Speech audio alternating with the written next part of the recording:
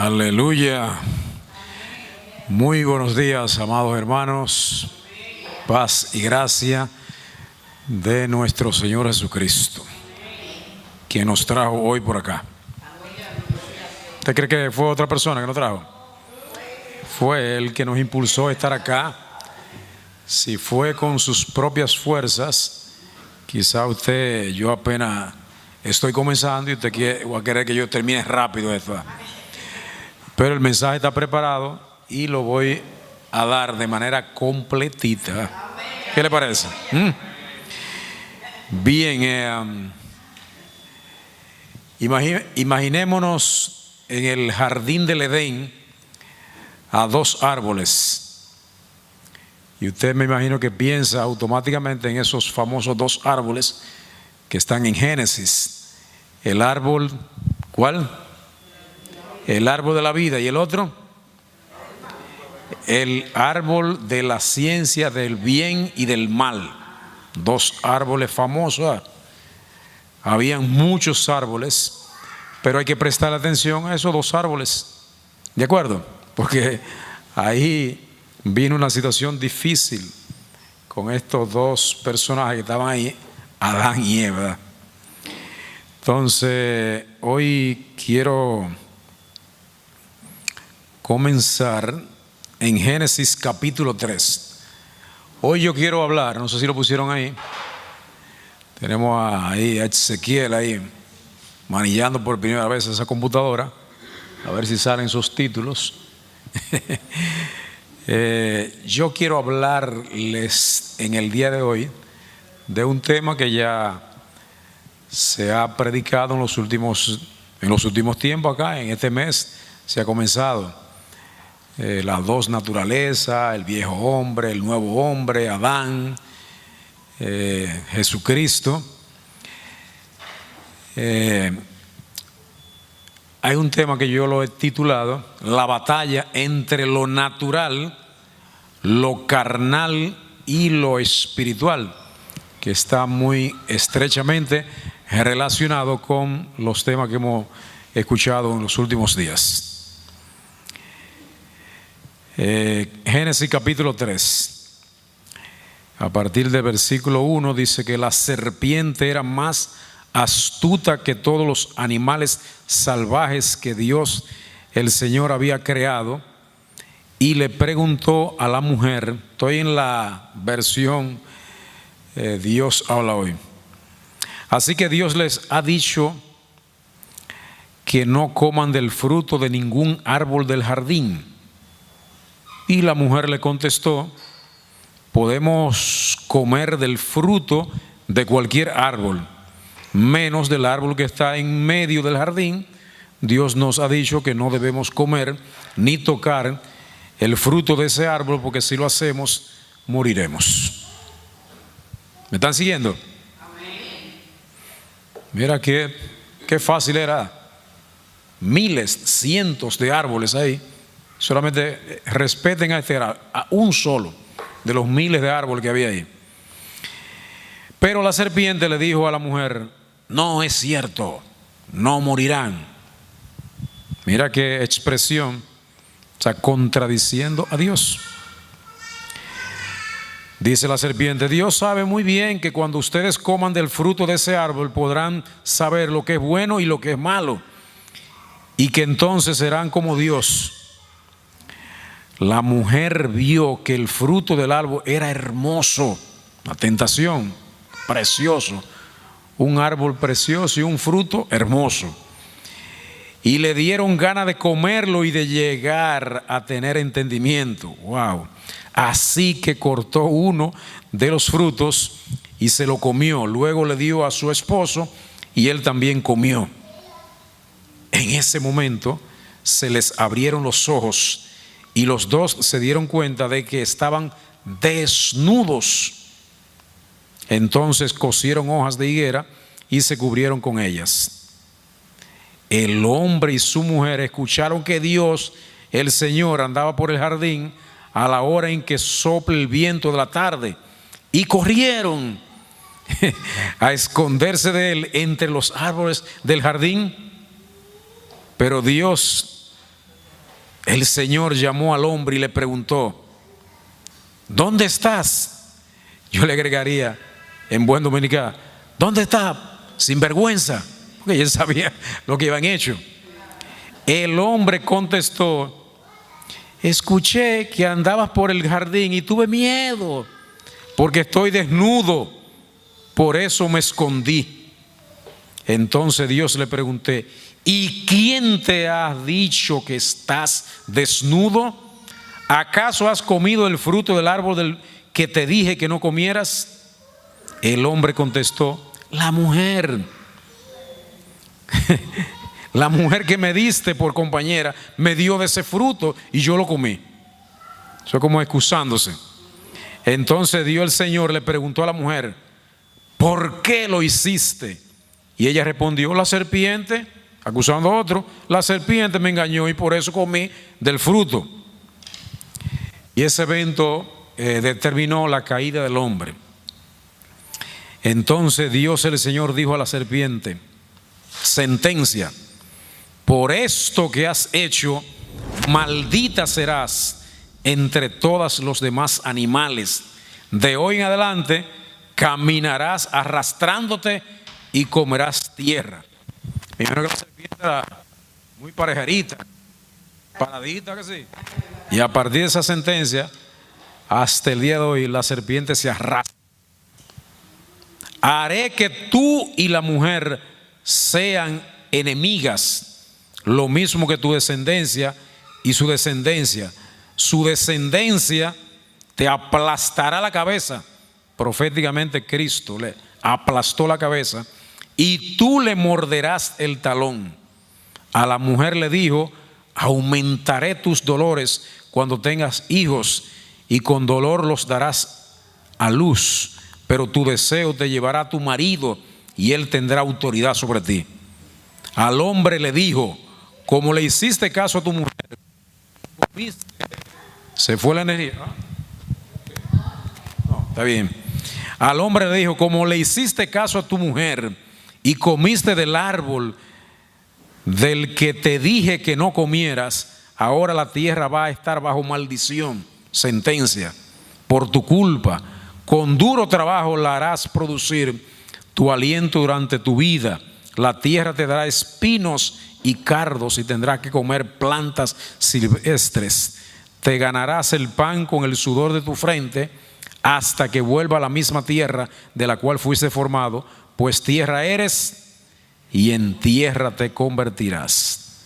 El hombre llamó a Eva su mujer, ya ustedes saben todo eso, y en el último versículo, en el penúltimo versículo dice: por eso Dios el Señor sacó al hombre del jardín del Edén y lo puso a trabajar la tierra de la cual había sido formado.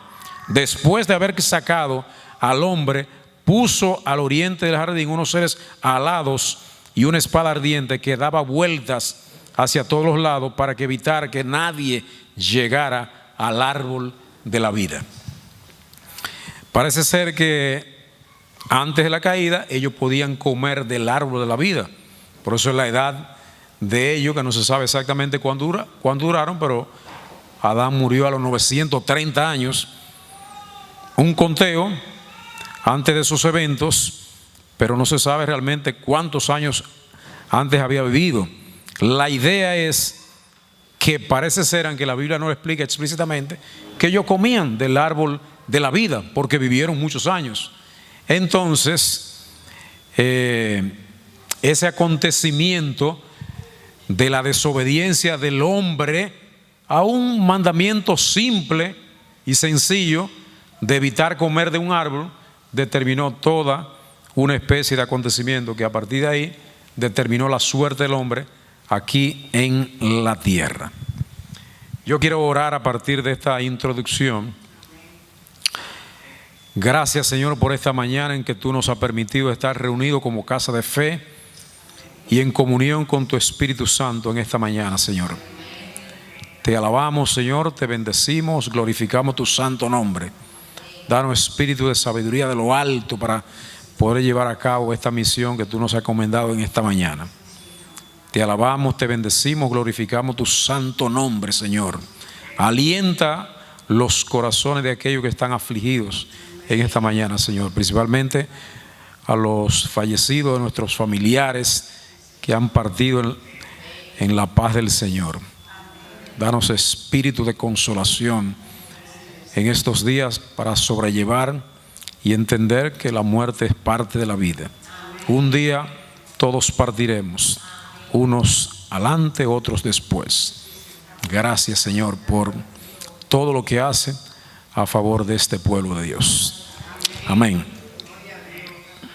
¿De qué vamos a hablar hoy? ¿Ya lo pusieron ahí? La batalla de lo natural,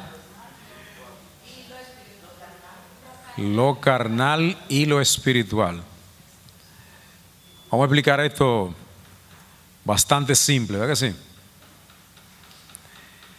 Y uno podía comenzar pensando en dos porciones escriturales, una que está en Romanos 7 o en la que está en Gálatas 5.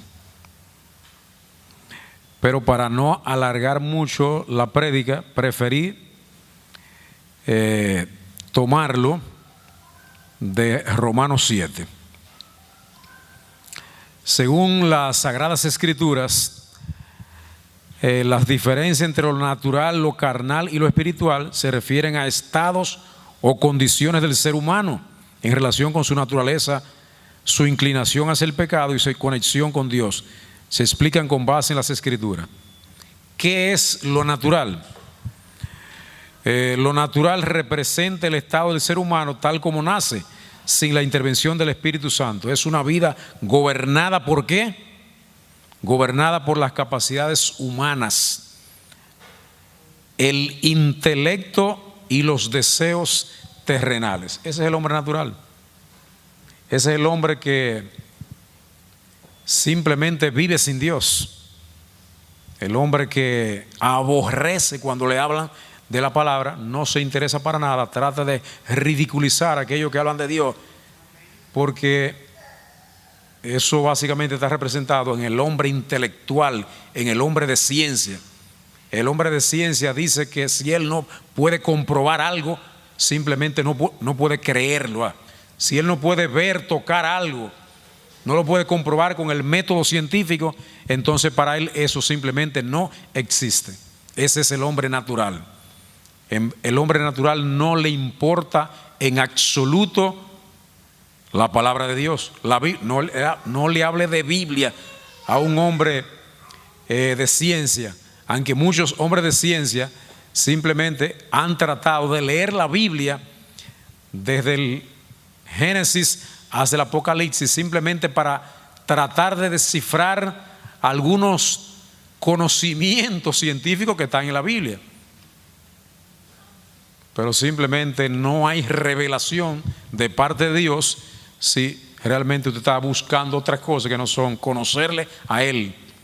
Y cuando le conocemos a Él, entonces nuestras vidas se transforman y cambiamos radicalmente. Aquí no hay personas naturales. Aquí no hay personas naturales.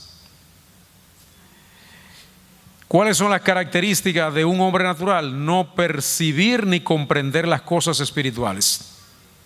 Vive la sabiduría humana y no según la de Dios. Interesado permanentemente en la ciencia, en el conocimiento, en la tecnología, en todo eso es el interés del hombre natural. Y lo dice, por ejemplo, en este versículo que todos ustedes conocen, 1 Corintios capítulo 2, versículo 14, pero el hombre natural no percibe las cosas que son del Espíritu de Dios, porque para él son ¿qué? Locura, y no la puede entender porque se han de discernir espiritualmente.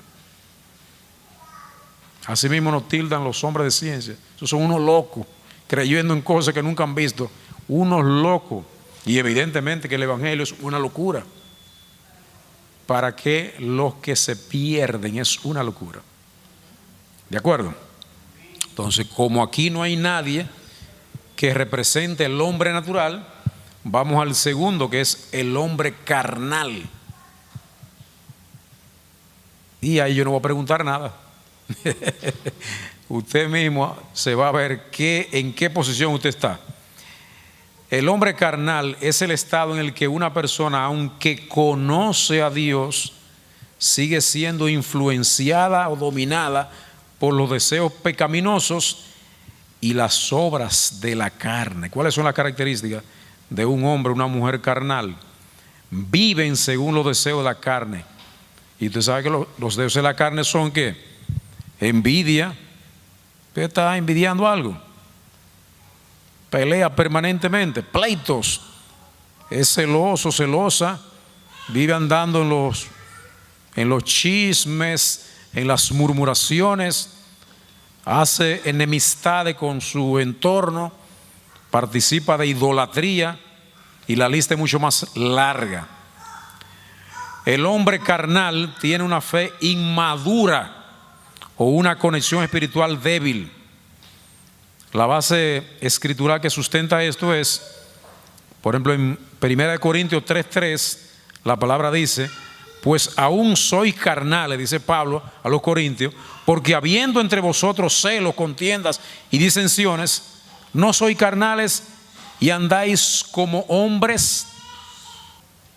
Y en Romanos 8:6 dice: porque el ocuparse de la carne, ¿qué es? Muerte. Pero el ocuparse del Espíritu es vida y paz. Romanos 8:6. ¿Cuáles están ahí? En el hombre carnal, la lucha entre satisfacer a Dios o satisfacer los deseos de la carne. Y voy al pasaje escritural que está en en Romanos 7, a partir del del versículo 14. En la misma versión que leí anteriormente, Romanos capítulo 7, a partir del 14, hay un introito anterior que es importante leerlo, a partir de el versículo 1 del capítulo 7 hasta el 14. Yo voy a leer a partir del 15. Que dice: no entiendo el resultado de mis acciones, pues no hago lo que quiero, y en cambio aquello que odio es precisamente lo que hago. O sea, no es tan simple, ¿verdad? Es algo que realmente yo pienso que a todos en algún momento de nuestras vidas le pasa, o nos pasa actualmente, ¿verdad? No entiendo el resultado de mis acciones, pues no hago lo que quiero, y en cambio aquello que odio, aborrezco, es precisamente lo que hago. Pero si lo que hago es lo que no quiero hacer, reconozco con ello que la ley es buena. Así que ya no soy yo quien lo hace, sino el pecado que está en mí. Porque yo sé que en mí, es decir, en mi naturaleza débil, no reside el bien, pues aunque tengo el deseo de hacer lo bueno, no soy capaz de hacerlo. No hago lo bueno que quiero hacer, sino lo malo que no quiero hacer. Ahora bien, si hago lo que no quiero hacer, ya no soy yo quien lo hace, sino el pecado que está en mí. Me doy cuenta de que aún queriendo hacer el bien, solamente encuentro el mal a mi alcance. En mi interior me gusta la ley de Dios, pero veo en mí algo que se opone a mi capacidad de razonar. Es la ley del pecado que está en mí y que me tiene preso. Desdichado de mí, ¿quién me librará del poder de la muerte que está en mi cuerpo? Solamente Dios, a quien doy gracia por medio de nuestro Señor Jesucristo. Y dice en conclusión: yo entiendo que debo someterme a la ley de Dios, pero en mi debilidad estoy sometido a la ley del pecado. Eso no lo dijo un hombre cualquiera, eso no lo escribió un hombre cualquiera, eso lo escribió Pablo, un hombre que subió al tercer cielo. No, él dice que no se sabe si fue en cuerpo o si fue en espíritu. Me imagino que fue en espíritu, a que Dios llamó a Pablo al tercer cielo a mostrarle las cosas que con palabras simplemente no se pueden describir. El cielo está lleno de maravilla, que alguna vez usted dice, bueno, en la tierra hay muchas maravillas, y el hombre ha denominado las 7 maravillas del mundo como las cosas más importantes de la tierra, pero esas 7 maravillas del mundo no se pueden comparar en absoluto a las maravillas que hay en el cielo. Por eso es que cuando nosotros un día vamos a tener la oportunidad de visualizar las maravillas del cielo, simplemente nuestro ser se va a estremecer con ver las maravillas que están en el cielo. Aquí tenemos sombras en la tierra de lo que Dios, porque Dios ha hecho cosas maravillosas en la tierra, pero en el cielo debe ser algo grandioso, ¿verdad? Y cuando todo esto se deshaga, porque un día se va a deshacer este sistema, tierra, sol, luna, se va a crear un nuevo universo, una nueva tierra, todo va a ser nuevo, va a ser a imagen, va a ser traer del cielo aquí a la nueva tierra las cosas maravillosas que están allá. Y eso nosotros nos debe dar esperanza de que nosotros vamos a estar ahí, en esa nueva tierra y en ese nuevo cielo que Dios creará para todos nosotros. Es simple, es tan simple esa batalla entre lo carnal y lo espiritual. Solamente me quedé en lo carnal. Entonces voy a lo espiritual. Ahora,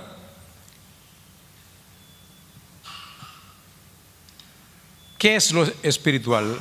Que muchas veces uno se pregunta, ¿qué es lo espiritual? O sea, cuando un hombre es espiritual, un hombre, una mujer, una persona espiritual, es el estado en el que esa persona está gobernada y guiada por el Espíritu Santo. Es un hombre renovado, es una mujer transformada por la gracia de Dios. Es alguien transformado por la obra de Dios y vive en obediencia a su voluntad. El hombre espiritual discierne las cosas espirituales y busca siempre agradar a Dios. Manifiesta el fruto del Espíritu. Y esos frutos los conocemos en Gálatas 5: amor, gozo, paz, paciencia, benignidad, bondad, fe, mansedumbre, dominio propio. Y en 1 Corintios capítulo 2 versículo 15 dice: el que es espiritual juzga todas las cosas, pero él no es juzgado de nadie. Andad en el Espíritu y no satisfagáis los deseos de la carne. Gálatas 5:16. ¿Y cómo nos convertimos en un hombre espiritual, en una mujer espiritual? El mismo Jesús lo explicó en la parábola del sembrador, o la parábola de la semilla. ¿Saben ustedes que la parábola del sembrador, que encontramos en los evangelios de Mateo, Marcos y Lucas, es una de las más conocidas y significativas enseñanzas de Jesús? A través de esta historia Jesús nos revela la diversidad de respuesta que las personas tienen ante la palabra de Dios. Usted sabe que el sembrador salió a sembrar. Mientras sembraba, algunas semillas cayeron en 4 lugares. El primer lugar en que cayó una semilla fue junto al camino, ¿verdad? Que tiene un camino, ¿verdad? Y al lado del camino cayó la primera semilla. ¿Qué pasó con esas primeras semillas que cayeron junto al camino. Las aves se la comieron. Vinieron las aves y se la comieron. No pudieron fructificar porque simplemente se la comieron. Hay otro grupo de semillas que cayó en piedras, en un pedregal. ¿Usted cree que en una piedra se puede dar cosas? Mire que algunas veces se dan muchas hierbas malas en la piedra, sí, pero algo que da fruto no puede fructificar en un pedregal. ¿Qué le pasó a esa semilla? No tenían raíz, por lo que se secaron cuando salió el sol. Se secaron, no pudieron ni siquiera arraigarse en el terreno, porque era una piedra. Entonces, las terceras semillas cayeron en espinos, en matorral. Entonces, en las espinas, o sea que las espinas, los matorrales, hacen que otras plantas no fructifiquen. Entonces, como cayeron en espinos, las espinas ahogaron las plantas, o sea, no pudieron fructificar.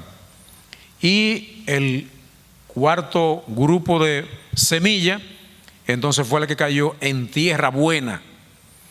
Y entonces cuando esas semillas cayeron en tierra buena, produjeron mucho fruto. Usted sabe que dependiendo del terreno, producen al 30%. Si el terreno no es tan fructífero, pero produjeron al 30%. Otra, cuando el terreno es mejor, producen al 60%. Y cuando el terreno es de ese, que donde se da de todo, entonces esas semillas produjeron al 100 por 1. De 1 produjeron 100. Y usted diría, bueno, es una parábola. Una parábola simplemente era una estrategia de enseñanza que utilizaba nuestro Señor en su ministerio terrenal para ilustrar las cosas y para que la gente la entendiera de manera sencilla. Son una de las pocas parábolas que él mismo explica el significado de ellas, porque hay otras parábolas donde quedan ahí, entonces hay que darle cierta interpretación bíblica, pero esta él mismo le explica. Jesús mismo explicó el significado de esta parábola a sus discípulos. Cada tipo de terreno, le dijo él, representa una actitud diferente hacia la palabra de Dios. O sea, cuando usted le predica la palabra a alguien, entonces la actitud como esa persona recibe la palabra es como los 4 terrenos que yo le acabo de explicar. ¿Qué significan las semillas que cayeron junto al camino? Usted no ha hablado con personas así. ¿Qué le dicen a esa persona? O sea, desechan la palabra automáticamente. Representa aquello que oyen la palabra, pero no la entienden porque el diablo se la quita de sus corazones. Y siempre ponen una excusa, ¿verdad? Y siempre tienen que hacer una diligencia. Ayer invité yo a alguien para acá y me dijo, no, yo no puedo ir para allá. Ya tengo un compromiso previo, ¿verdad? La gente siempre tiene una excusa y valedera, y puede ser verdad que tiene un compromiso previo. O sea, no todo el mundo está desocupado. Así, sí, ok, voy para allá. O sea, tenía un compromiso previo.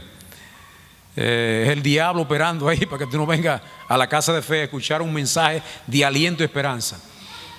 Él iba para otro lugar y le dijo, ok, tú no puedes ir mañana. El otro domingo, no, te espero allá. A ver qué pasa en la semana. Y a ver qué pasa el viernes o el sábado. Yo le recuerdo, recuerda que tú tenías compromiso previo. Me imagino que me guardaste este tiempo para venir a acompañarme. La historia continuará en el futuro después. Ocurran esos eventos. Bien, para nada, siempre están ocupados, siempre tienen que hacer algo, no reciben la palabra de Dios. Entonces, él explicó en el pedregal. ¿Qué significan la semilla del pedregal? Simboliza a quienes reciben la palabra con alegría. ¿Tú no has visto gente? ¡Wow! ¡Qué mensaje! Con alegría, con entusiasmo. No tienen raíces y cuando enfrentan dificultades abandonan la fe. Primera parte alegre, ¿verdad? Pero los problemas de la vida la ahogan. No, que tengo mucho compromiso, que tengo muchas situaciones, que el trabajo, que la familia. Reciben la palabra con alegría, pero al poco tiempo eso se diluye porque los problemas de la vida simplemente lo ahogan. Entre espinos representan a aquellos que escuchan la palabra, pero las preocupaciones de este mundo, las riquezas y los placeres la ahogan. Hay gente que se ocupa de muchas cosas en la vida y no tiene tiempo para estas cosas. No. Y aquellas semillas que cayeron en tierra buena nos representan a nosotros, ¿verdad que sí? Que estamos aquí en el caminar, representan a quienes escuchan la palabra, la entienden y la ponen en práctica, produciendo ¿qué? Abundante fruto. Gloria a Dios, que estamos aquí todavía, y no nos vamos a salir de este camino maravilloso, porque Dios nos dio la paz, el gozo y el entendimiento, la revelación para entender que este es el mejor camino, ¿eh? ¿Hay otro camino mejor que este? No, hay muchos caminos. O sea, el hombre está fascinado por tantos caminos maravillosos que le ofrece la tierra a ellos, pero este es el verdadero camino. El camino que nos da ¿qué? Oh, vida eterna. ¡Epa! Vida eterna. ¿Quién le ofrece vida eterna? ¿Quién le ofrece inmortalidad? No. El único camino. O sea, ninguna otra religión de las tantas religiones del mundo ofrece inmortalidad. Mire que la que más se acerca es los hinduistas que dicen que reencarnan, pero que reencarnen en burro, en caballo, en bestia, no sé. A mí no me gustaría, no, eso no, a mí no me entusiasma eso. No. Pero Jesucristo nos ofrece la oportunidad de que muramos, nosotros vamos a resucitar en gloria, y no como somos actualmente, sino como mejores. Los ángeles tienen cuerpos que no tienen limitaciones. Así va a ser el cuerpo glorificado nuestro. Pero recuerda que tenemos más autoridad que los ángeles. Los ángeles son poderosos, tienen mucha fuerza, son capaces de hacer muchas cosas, pero nosotros, el hombre, Dios nos puso en una posición de mayor autoridad que los ángeles. Los ángeles son servidores nuestros. Dios lo puso a disposición nuestra. Y ahí, aunque usted no lo vea detrás de mí, hay un gran ángel cuidándome, alentándome.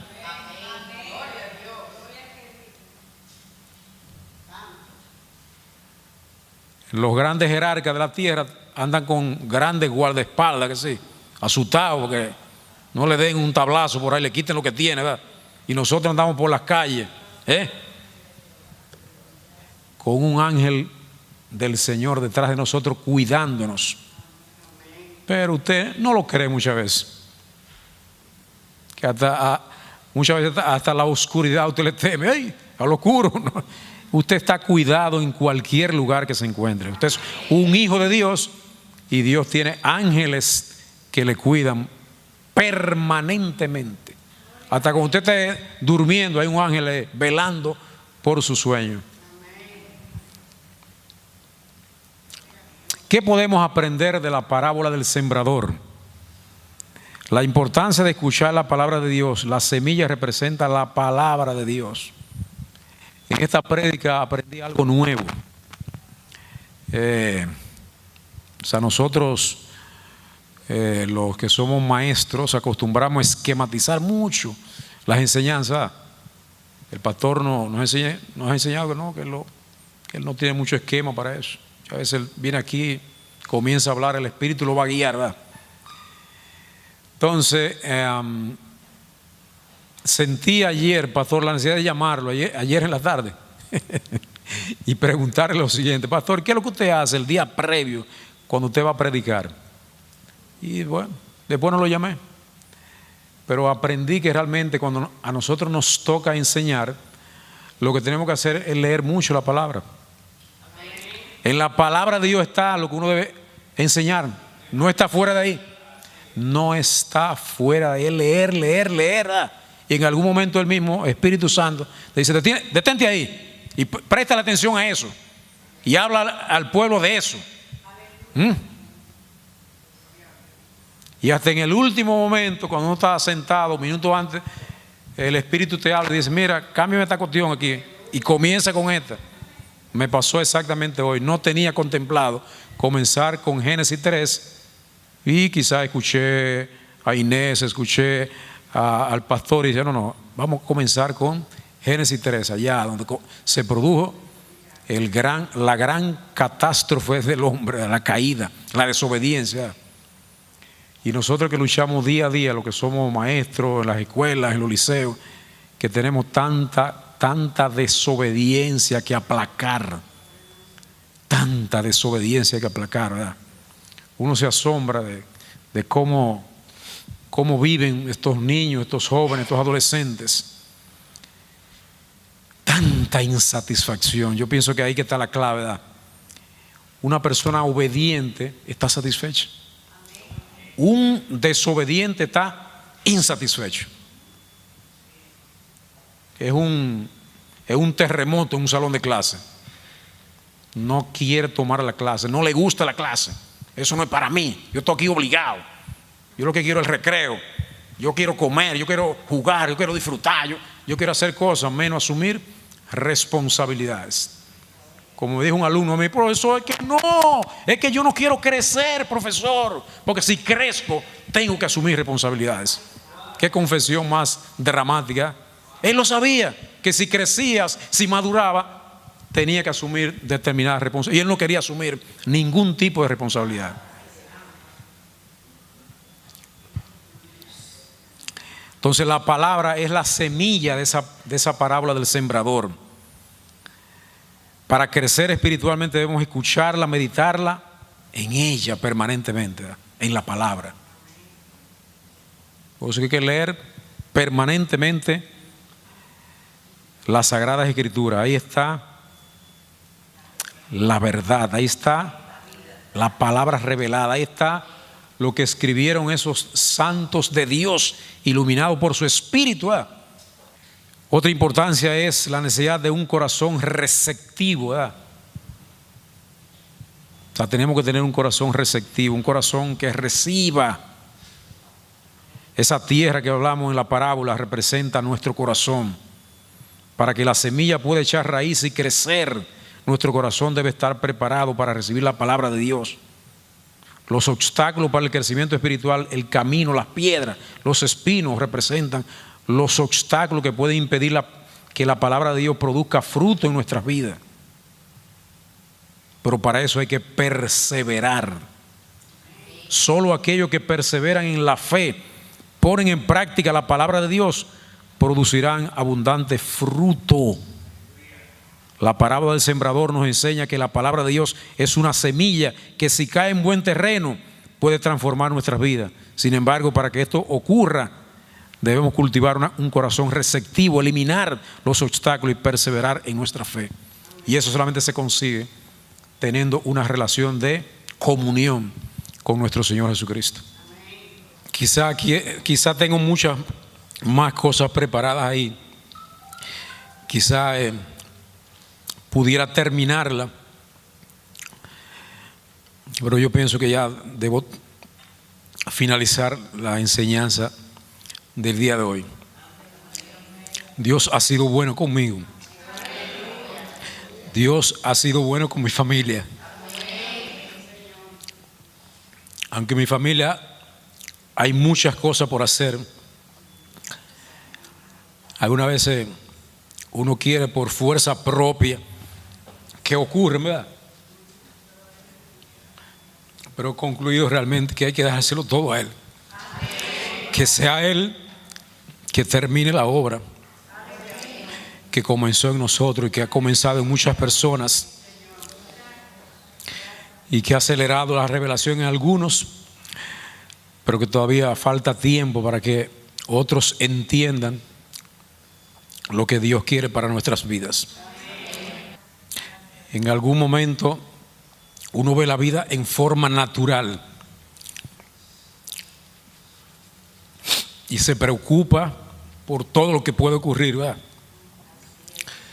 Pero cuando uno cierra los ojos y se concentra en el mundo espiritual, sabe que ahí no hay preocupación. Ahí no hay ningún tipo de perturbación. Dios tiene el control de todas las cosas. Dios está obrando en cada segundo de nuestras vidas. Y es uno que se debe dejar llevar por Él. Doy gracias por esta casa de fe, en el cual Dios nos ha posicionado a mi familia, que fue nuestra primera casa de fe. Nunca tuvimos en otra iglesia. Esta es nuestra primera iglesia. Dios nos posicionó y nos mantiene firme en esta fe gloriosa que es la fe en nuestro Señor Jesucristo. Doy gracias por mis pastores. Doy gracias a todos mis hermanos, a toda esta comunidad de fe que ha escuchado muchas veces pararme aquí, ¿verdad? Quiero terminar llamando a nuestra pastora para que sea ella que ore en la parte final de esta prédica, que yo sé que ella sabe conectarse con lo alto y darle una terminación exacta a esta enseñanza del día de hoy, del hombre natural, del hombre carnal y del hombre espiritual. Pastora, por favor. Dios le bendiga a todos.